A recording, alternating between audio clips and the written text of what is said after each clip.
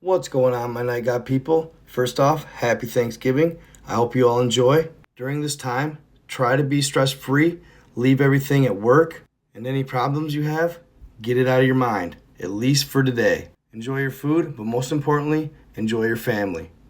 That being said, welcome to an episode of No Cap with Night God.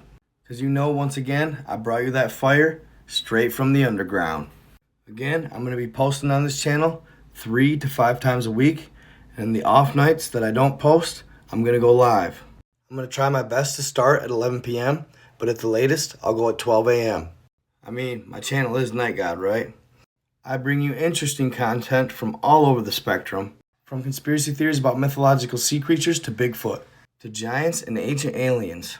Produce theories like ancient canals on the ocean floor, to pyramids covering the entirety of the earth. So if you like that kind of mind-boggling fringe content, this is your place. The vibe here from my end, always friendly, and we do not judge. If you have a story, I want to hear it. From encounters you may have had to alien abductions, I don't care.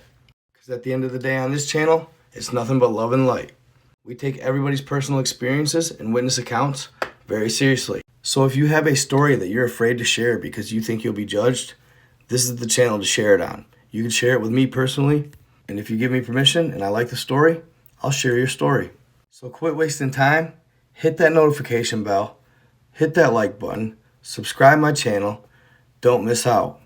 But most importantly, don't forget, oftentimes, the truth is stranger than fiction. The following story comes from this book, Introduction to the Alien Races, Russia's Secret Book. Upon their official discovery of extraterrestrials in 1946, Russia established a team. This team consisted of investigators from the KGB to Russian diplomats, and whatever they may encounter, they were to put in this book.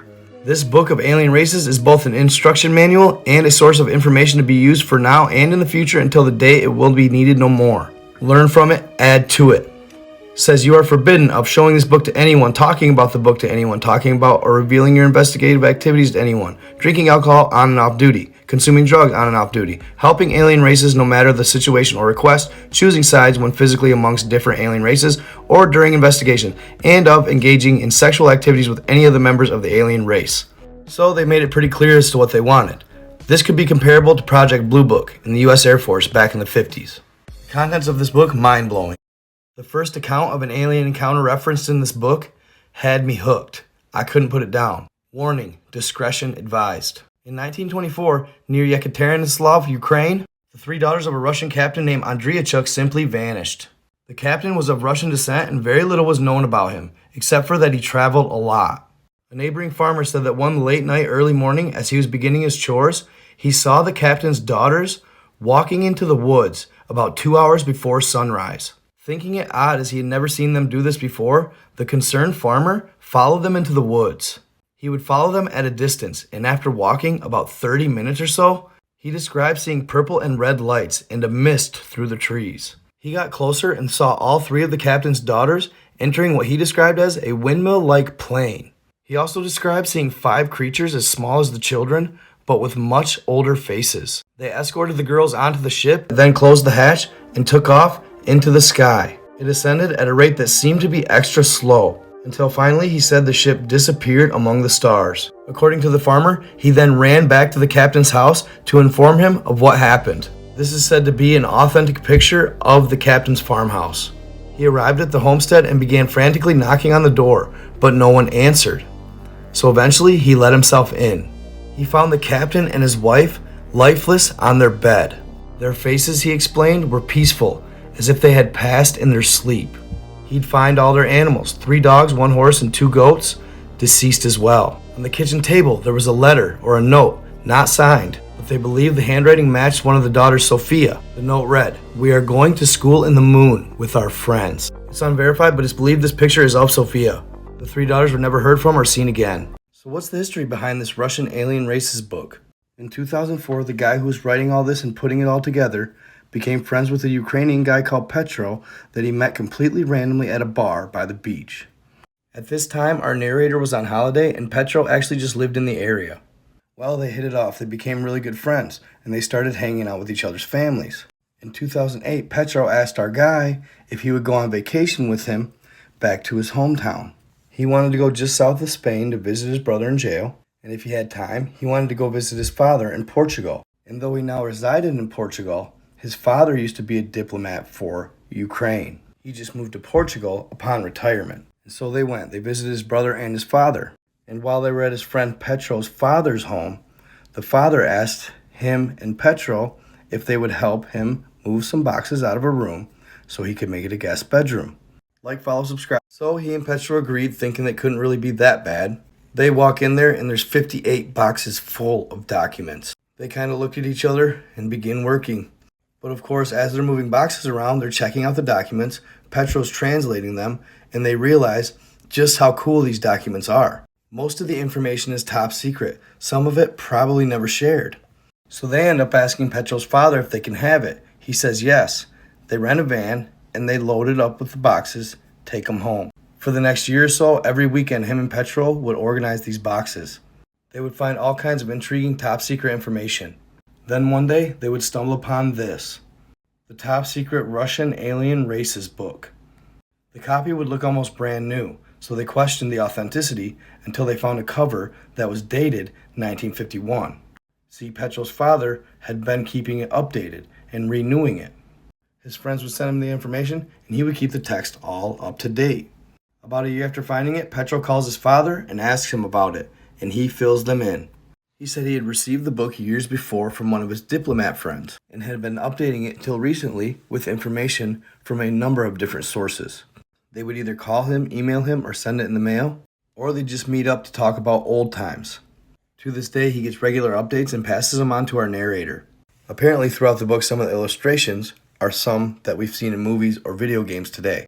At first, it was a red flag, but it turns out that the movies and media were actually getting their imagery from this book. Same goes for the video games, etc. They get their ideas and alien depictions from this book. Even the Independence Day alien sourced this. At one point in time in the 1980s, the KGB would find one in a field.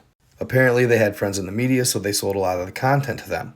This is why you'll see some of these aliens depicted on certain things, like video games, Mass Effect being a more popular one. They're trying to soften us up for when aliens actually do live beside us. So if you were going to partake in the building of this book, the rules were strict.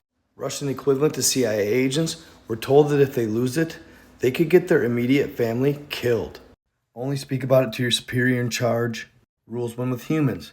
Investigate events, interrogate witnesses, gather physical evidence. When with aliens, engage with them, follow them, learn from them. You are forbidden of showing this book to anyone, talking about it to anyone, talking about it or revealing your investigative activities to anyone, drinking alcohol on and off duty, consuming drugs on and off duty, helping alien races no matter the situation or request, choosing sides when physically amongst different alien races or during investigations, and of engaging in sexual activities with them. That means interbreeding between humans and aliens must have happened at some point. So I'm not going to cover every alien in this book. I'm only going to cover the ones that are important. The Kurs, aka gods of the land. I think they could have been ant people. Believed to be related to the race Annunaki. They come from the planet diplomats. They are the race behind the story of the Enlil and Ninlil. They were directly involved with the development of our race in the early stages. After centuries away from Earth, they are now coming back. Their own leader is here right now. And they plan on staying permanently. This race is said to be the race that is always bathing in a liquid like gold, monoatomic gold. They say they get longevity out of it. The Havhanu Kondras. They come from the galaxy Sexton's dwarf SPH. First visited Earth in 934 AD in the area we know now as Romania. They often abduct and kill humans. They also drain and drink the blood, even indulging in animals as well. This race is solely responsible for the myth of vampires. Several governments know and accept their actions. The human bodies that they use are never returned. Their last sighting was in Scotland in 1996. Next, we have the Annunaki.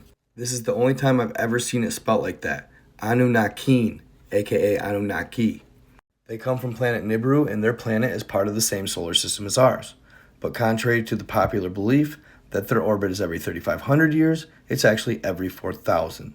Now this is where I wasn't sure, but they reference the Anunnaki as looking like us, except they were 8 feet or taller and muscular. When they first got to Earth, there was actually other beings here, some of them malevolent with supernatural powers. The Anunnaki defeated them and became the most powerful race on the planet. They would end up developing the most intelligent, non-alien species on Earth in order to have a race for slaves at their disposal. At the time, Samael and Lilith were the Anunnaki king and queen. They were not aware of the presence of reptilians on Earth. They would only cooperate with one other race, the Zeta Reticuli. That wraps up part 1. Happy Thanksgiving, y'all.